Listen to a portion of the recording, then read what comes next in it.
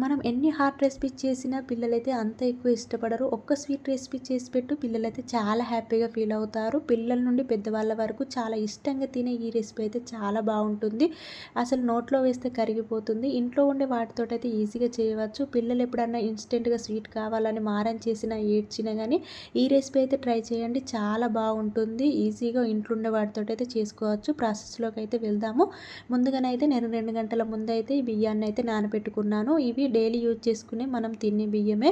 వీటినైతే మంచిగా మెత్తగా పేస్ట్ అయితే చేసుకోవాలి. ఎలా చేసుకోవాలంటే పాలకోవ ఉంటుంది కదా, అలా మెత్తటి పేస్ట్‌లా అయితే చేసుకోవాలి. ఇప్పుడు దీన్ని పక్కన ఉంచుకొని ఒక వేరే కడాయి అయితే తీసుకోవాలి.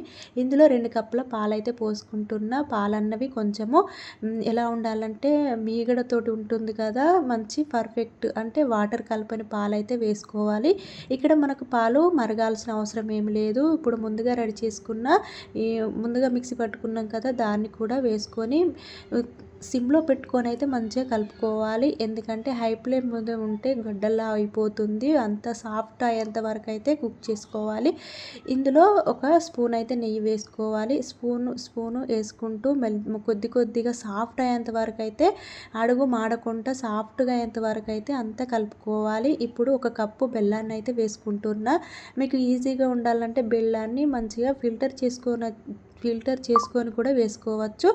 లేదంటే నాకు ఇక్కడ బెల్లం అయితే బాగానే పర్ఫెక్ట్‌గా ఉంది కాబట్టి ఇలానే నేను తురిమి అయితే తీసుకుంటున్నా. ఇప్పుడు బెల్లం వేసుకొని బెల్లం మొత్తము అంతా అబ్జర్వ్ చేసుకునే వరకు అయితే అంతా కలుపుకోవాలి. మధ్య మధ్యలో నెయ్యి అన్నది వేసుకుంటూ అంత పర్ఫెక్ట్ వచ్చేదాకా కలుపుకోవాలి. ఇప్పుడు లాస్ట్‌లో కొన్ని ఇక్కడ కేక్ పెనం ఉంటుంది కదా, దాంట్లో కొంచెం నెయ్యన్న ఆయిల్ అయినా పెట్టుకొని ఇక్కడ కొన్ని డ్రై ఫ్రూట్స్ అయితే వేసుకొని ముందుగా రెడీ చేసిన ఈ మిశ్రమాన్ని అయితే వేసుకొని మనమైతే ఒక 5 నిమిషాలు లేదంటే 10 నిమిషాలు మొత్తం చల్లారపడేదాకా ఉంచుకొని మనము ఇలా వేరే ఒక ప్లేట్లో వేసుకుంటే మనకైతే పూర్తిగా కేక్ షేప్ అయితే వస్తుంది. ఎంత బాగుంటుందంటే అసలు నోట్లో వేస్తే కరిగిపోతుంది.